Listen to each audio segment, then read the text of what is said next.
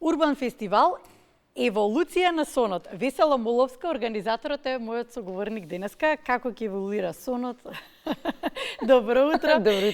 Весела, веројатно твојот сон еволуираше од пред 3 години од еден уметнички настан во, да речем, ограничен простор, сега во фестивал.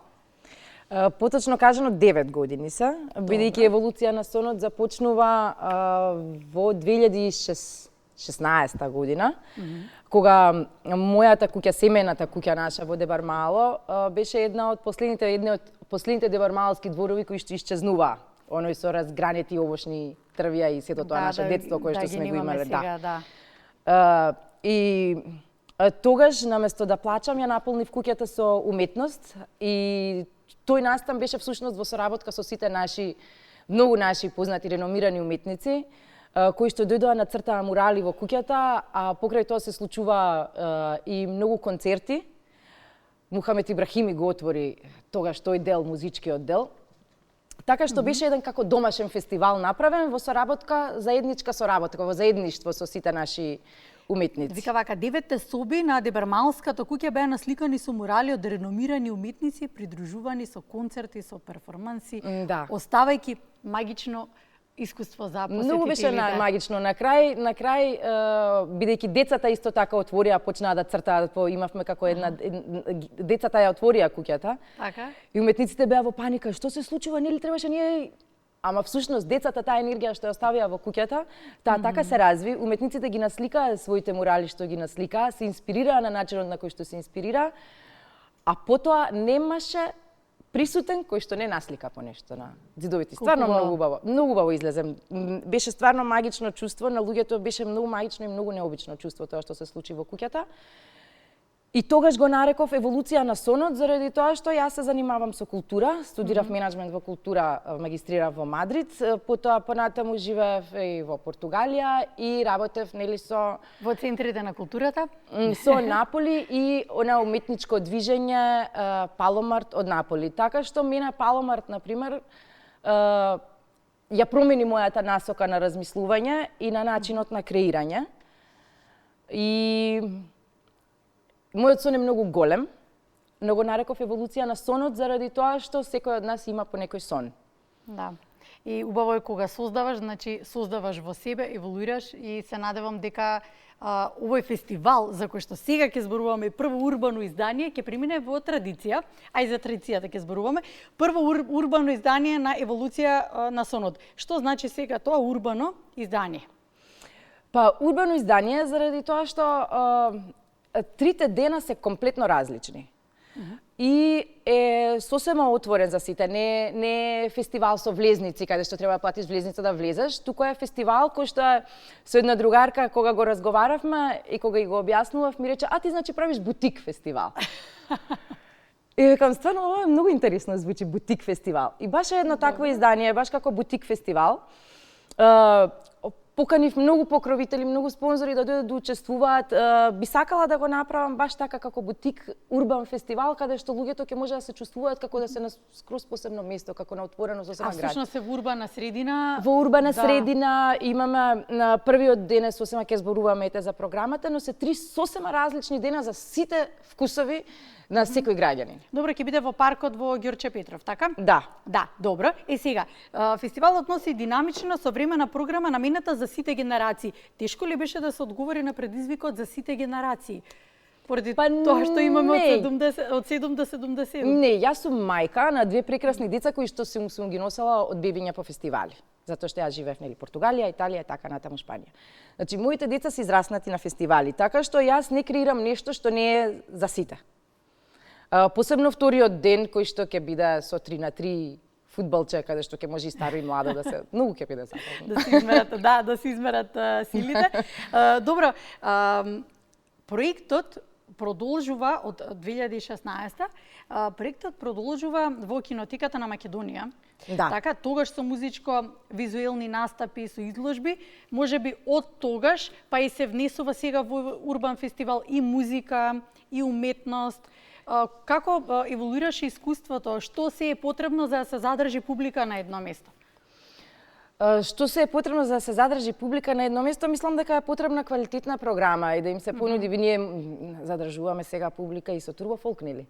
Но кога ќе понудиме разновидност. Но овој пат нудиме нешто поразлично. Јас го нудам тоа што го имам доживеано надвор, тоа што сум го работела со Паломарт.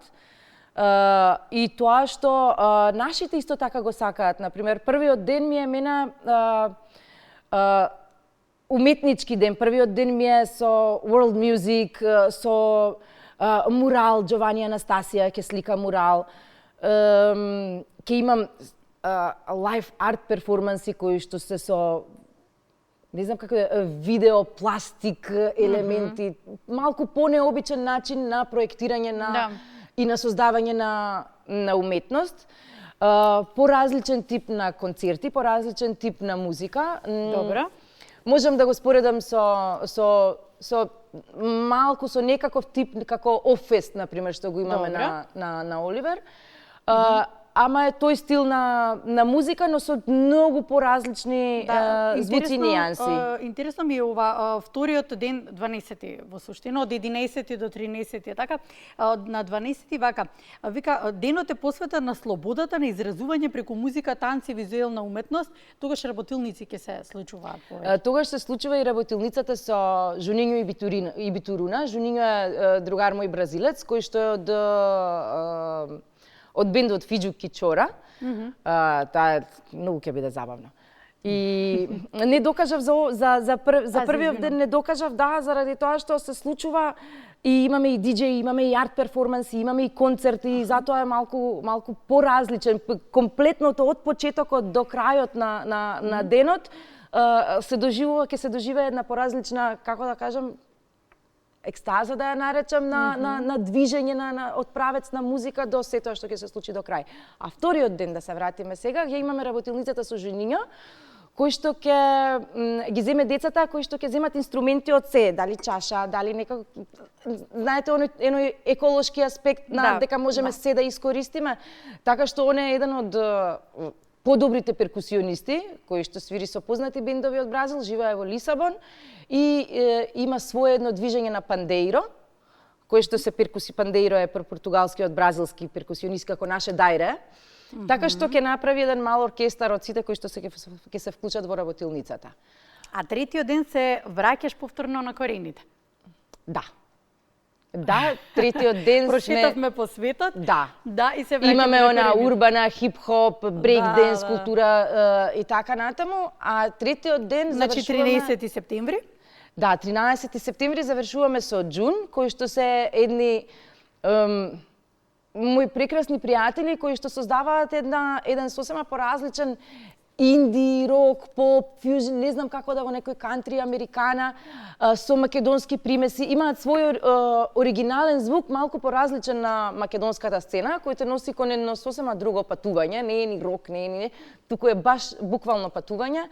А за Пијан Славеј, за Бранко Николовски, кој што е потоа, мислам дека што и да кажеме дека тоа е, доволно е самото име, тоа е една наша македонски мелос и таква поезија која што е една и единствена. Вреди да се доживее. Вреди да се доживее. Бранко е сам по себе и се што ќе создаде е магично. Да го заокружиме разговорот во делот на тоа дека еволуција на сонот е планирано, односно во сонот на Весела стои дека сака да премине во платформа за култура и уметност, односно заедништво кое што до оваа фузија ќе настане. Видете, мојот сон е многу голем. Да не го кажувам сега кој е. Но многу е голем. Јас не сакам да создавам, сакам да креирам фестивали. Сакам да креираме, сакам да финансираме фестивали. Сакам да ги поддржуваме младите. Сакам да се создаде една платформа каде што младите ќе си го најдат своето учество и ќе создаваат и нема да запре тоа. И едноставно ќе се направи како една топка која што ќе продолжува да се тркала и која што нема да може да се запре. Така што не ми е мене сонот да создадам некоја платформа и да биде сега ова фестивал, многу е поголем мојот сон. Викам да не го образложувам, но мислам дека за тоа да се случи ќе треба сите да се вклучиме. И мислам дека треба да се дојде за да се почувствува енергијата на сонот кој што и секој да го почувствува својот сон кога ќе дојде и да види каде оди и што би сакал да прави, како што мене ми се случи со Паломарт. Сега го носам Паломарт тука за прв пат. Тоа е нешто поразлично од сите овие други изданија кои што ги имав. За прв пат доаѓа Паломарт во Македонија. И се надам ќе се воодушеви. Се надам дека како што знаеме да бидеме добри домаќини. Они се воодушевени и од мене. Пред се, затоа што сум нешто понеобично, сум некој европски балканец или балканец, европски, не знам како, сум се име поразлично на нив со нас. Но Паломарт мене ми го промени патот. Така што се надевам дека живееме сега ние, многу не е јасно дека живееме во едно општество каде што малку не знаеме каде сме. Уметноста знае да го даде правецот, колку и ние да не обрнуваме внимание на тоа. Знае да разбуди нешто во нас, што ќе не натера да продолжиме поинаку. Да, уметноста секогаш е тригер да се освестиме, да. Така што посакувам еволуција на сонот да биде тоа. Почнува на 11 во паркот во Ѓорче Петров, кажавме дека ќе биде и ги покануваме сите 11, 12 и 13 3 дена. Да. Кој од деновите сакаат? Можат да дојдат, можат да дојдат и сите денови. 13 ќе биде во духот на урбаната култура, надпревари, ќе биде многу забавно. Работилници, танц, брейкденс, хип-хоп. Третиот ден е така, по македонски, музичко, емотивно, поетски ден, а првиот ден мислам дека не треба да се пропушти, затоа што е нешто што до сега не се видело и не се слушнало. И не се почувствувал. Да, весело како што си вратена на корените и така ќе те испратиме со лесно и со среќа. Фала. Да. Ти благодарам. И вам.